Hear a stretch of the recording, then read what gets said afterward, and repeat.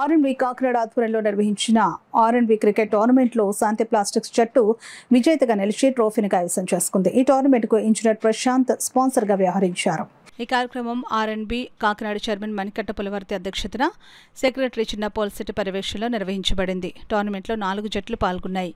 CM associates, Kalyani Kings, శాంతి plastics, నిలయ constructions జట్ల ఫ్రాంచైజర్లు CM మూర్తి, నామన్ రమేష్, పురం వినీల్, ప్రసన్న వరుసగా జట్లను పరిచయం చేశారు. టోర్నమెంట్ మొత్తం T20 తరహాలో సందడిగా సాగింది. లేడీ కమాండర్ వ్యాఖ్యానం, 6లు పడగానే చీర్ గర్ల్స్ డ్యాన్స్, ప్రేక్షకుల హర్షధ్వానాలతో గ్రౌండ్లో ఉత్సాహం వెల్లివిరిసింది.